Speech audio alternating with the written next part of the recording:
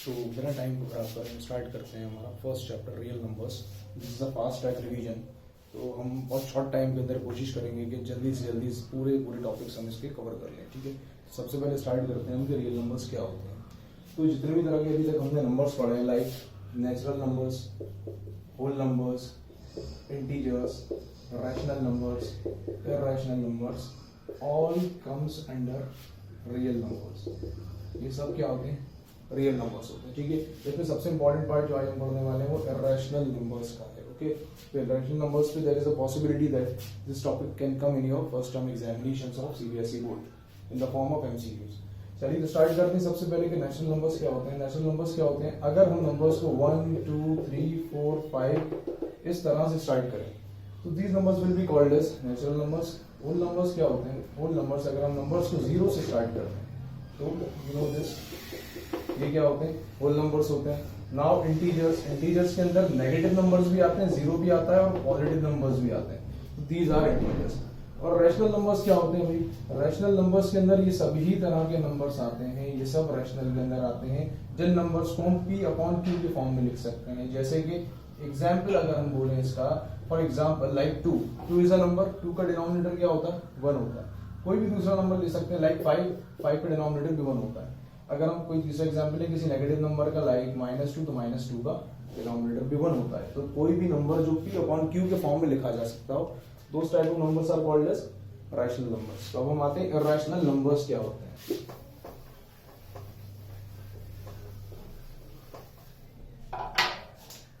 तो irrational numbers, like I am writing in the short form as we are having less time.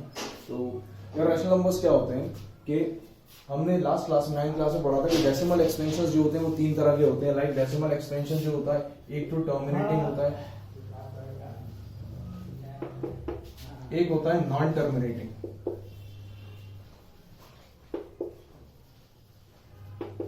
Okay, now terminating decimal expansion कौन से होते हैं? वो होते हैं रैशनल नंबर्स। अब नॉन टर्मिनेटिंग के 2 पार्ट्स होते हैं।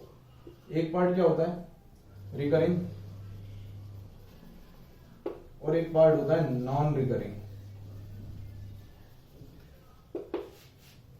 टर्मिनेटिंग का अगर हम एग्जांपल लें तो फॉर एग्जांपल अगर हम 5 को 2 से डिवाइड कर दें तो हमारा आंसर आता है 2.5। अगर हम रिकरिंग का एग्जांपल है, लाइक हम 10 को डिवाइड करते हैं 3 से, 10 को हम 3 से डिवाइड करते हैं तो हमारा आंसर आता है 3.3333। तो ये एक नॉन टर्मिनेटिंग बट रिकरिंग है।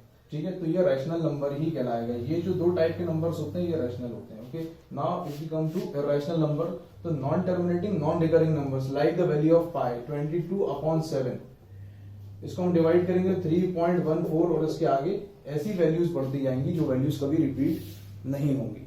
ठीक है, तो इस तरह के डेसिमल एक्सपेंशन जो कहलाते हैं वो कहलाते हैं इरैशनल नंबर्स। ठीक है, जिसमें नॉन टर्मिनेटिंग भी आएगा और रिकरिंग भी आएगा। Okay, so these are irrational numbers. Now, second type of irrational numbers can be, अब irrational numbers और किस तरह के हो सकते हैं? तो irrational numbers, जो numbers रूट से बाहर नहीं निकाले जा सकते, like √2, √3, √5, √6, √7 and up to so on. These numbers cannot come out of the root. So these numbers are also called as irrational numbers.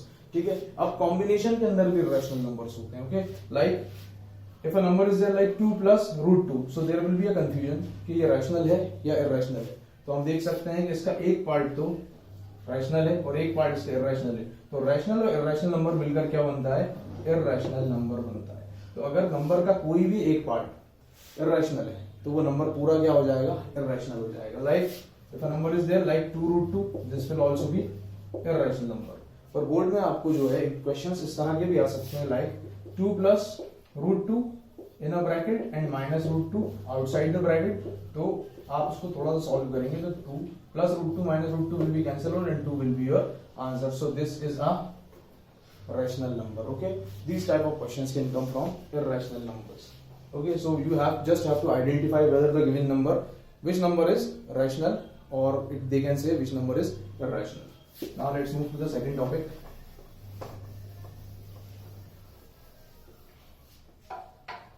So our second topic is basic definition algorithm। तो algorithm का मतलब क्या होता है? This is from the first chapter. Okay, so algorithm का मतलब होता है steps. or you can say process to achieve a particular result, or we can say in place of this particular we can use the word specific. Okay, so algorithm का मतलब क्या होता है? Algorithm का मतलब होता है कि जिन स्टेप्स का हम यूज करते हैं किसी चीज को अचीव करने के लिए. फॉर एग्जांपल जैसा हमने नाम सुना यूक्लिड्स डिवीजन एल्गोरिथम, तो वो क्या चीज होती है? यूक्लिड्स डिवीजन एल्गोरिथम हम किस चीज के लिए यूज करते हैं? HCF निकालने के लिए यूज करते हैं. मतलब उसके अंदर कुछ पर्टिकुलर स्टेप्स होती हैं, स्टेप्स को फॉलो करने के बाद हम किस रिजल्ट पर पहुंच जाते हैं? हमें 2 नंबर्स का HCF मिल जाता है. ठीक है, तो एल्गोरिथम का मतलब क्या होता है? This can be asked in the question, what is the meaning of algorithm. They must give you 4 options and you have to tick one option from that. Okay, so algorithm का मतलब क्या होता है? कि एल्गोरिथम का मतलब होता है कि हम किन स्टेप्स को फॉलो करते हैं कोई एक रिजल्ट तक पहुंचने के लिए. That type of thing is called as algorithm. Okay, अब इसके बाद एल्गोरिथम के बाद one thing is there, it is called as lemma. Now what is lemma? LEMMA. Lemma. Lemma का मतलब क्या होता है?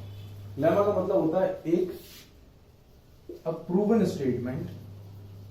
ये एक प्रूवन स्टेटमेंट होता है, जैसे कि जो पहले ही प्रूव हो चुका हो, which is used to prove another statement.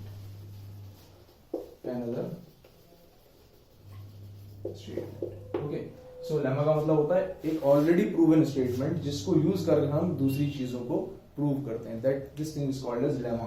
These are the very basic things which are there in the chapter, and the paper must come from NCERT only. It will not go out of the NCERT. So there is a possibility that these topics can come in the form of MCQs. Now next topic is fundamental theorem. Fundamental theorem.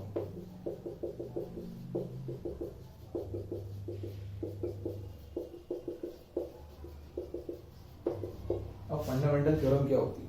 तो fundamental theorem क्या होती है कि कोई भी अगर हमें number दिया हो, जैसे फॉर एग्जांपल अगर हमारे पास एक नंबर है 12, अगर हम 12 का प्राइम फैक्टराइजेशन करते हैं, तो जैसे हम 12 का प्राइम फैक्टराइजेशन करेंगे तो ये हमारा प्राइम फैक्टराइजेशन आएगा like 12 is equal to 2 into 2 into 3 into 1.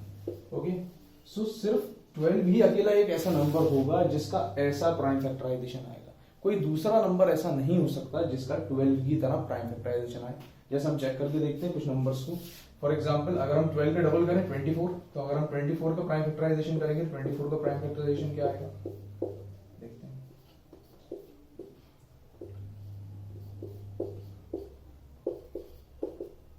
2 into 2 into 2 into 3 into 1. अब आप यहां से चेक कर सकते हैं कि 12 का प्राइम फैक्टराइजेशन और 24 का प्राइम फैक्टराइजेशन दोनों अलग अलग है. यहाँ पर एक 2 ज्यादा, यहाँ पर एक 2 कम है. तो जितने भी हमें नोन नंबर्स होते हैं, जितने भी नंबर्स होते हैं, किसी भी नंबर का अगर हम प्राइम फैक्टराइजेशन करेंगे तो वो यूनिक आएगा. The word unique is there. Okay, the definition is given in the NCERT. Exact definition. I'm just explaining you what is there in the definition. Okay. So fundamental theorem क्या होती है? Fundamental theorem कहती है हमसे कि हर एक specific number का एक स्पेसिफिक प्राइम फैक्टराइजेशन होता है, यूनिक प्राइम फैक्टराइजेशन होता है. कोई दूसरा प्राइम फैक्टराइजेशन किसी दूसरे नंबर का प्राइम फैक्टराइजेशन किसी दूसरे नंबर की तरह नहीं हो सकता है. जितने नंबर्स होंगे अलग अलग नंबर्स होते हैं, एक एक नंबर का डिफरेंस होता है 1 2 3 4 5 6 7 8 9 10 up to so on. So हर नंबर का जिस नंबर का 1 प्राइम फैक्टराइजेशन निकालेंगे उस नंबर का प्राइम फैक्टराइजेशन कैसा आएगा? यूनिक आएगा. मतलब ये जो नंबर्स उस पर्टिकुलर नंबर के लिए अलग रहेंगे. जैसे फॉर एग्जांपल जैसे मैंने 12 का निकाला, 12 के लिए ये है, 24 का निकाला तो ये है. ऐसे ही हम हर नंबर का निकालते जाएंगे तो हमें कुछ नंबर्स तो सेम मिल सकते हैं पर एग्जैक्टली पूरा सेम नहीं होगा. This is fundamental theorem. Now let's continue.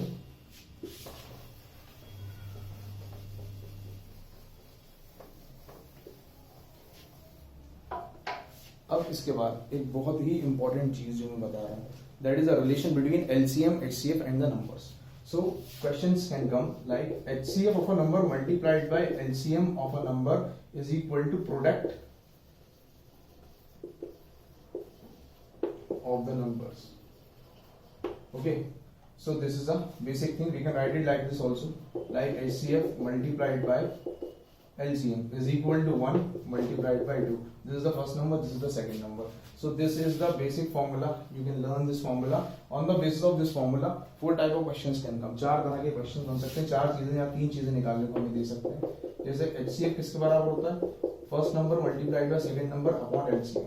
तो हमें 2 नंबर दे देंगे और उनके LCM दे देंगे, हमें बोल देंगे कि आप HCF निकाल के बताएंगे.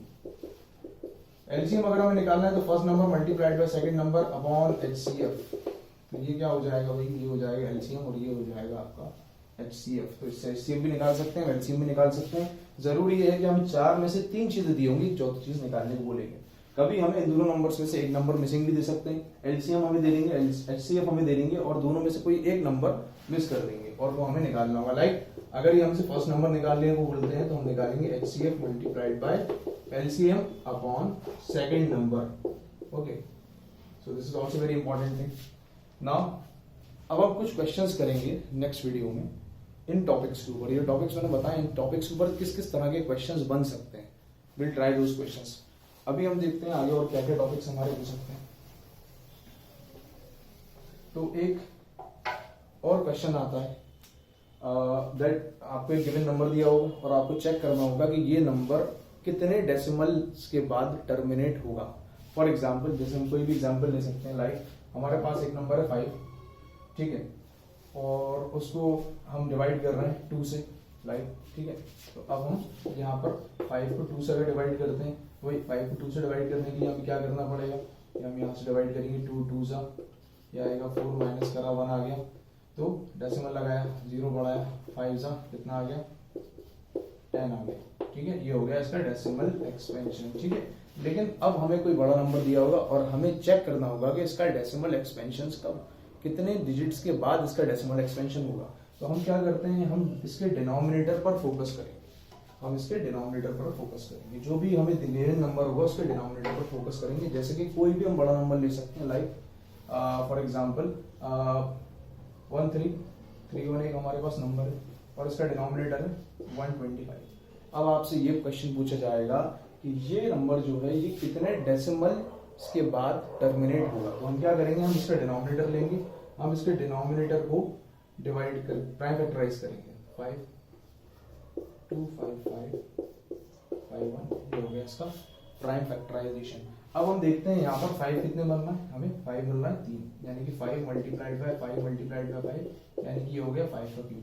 अब आप एक बार सोचो, अगर हमें 5 को 10 बनाना है तो हमें इसके अंदर किसका मल्टीप्लाई करना पड़ेगा. जितने भी 5 है सब 5 को हमें क्या बनाना है 10 बनाना है. तो हम इसके अंदर किस चीज का मल्टीप्लाई करेंगे, इस 5 के अंदर भी 2 का मल्टीप्लाई, इस 5 के अंदर भी 2 का मल्टीप्लाई, इस 5 के अंदर भी 2 का मल्टीप्लाई, यानी कि 3 बार हमें 2 का मल्टीप्लाई करना पड़ेगा. तो हम ये 3 बार 2 का मल्टीप्लाई कर दिए. तो अब ये क्या बन जाएगा, ये बन जाएगा 10 का क्यूब. यानी कि जब हम इस नंबर को इससे डिवाइड करेंगे 125 से, तो ये इसकी जो मैक्सिमम पावर आई कितनी 3. तो हमारा डेसिमल जो है, डेसिमल के बाद 3 डिजिट्स हमारे हैं.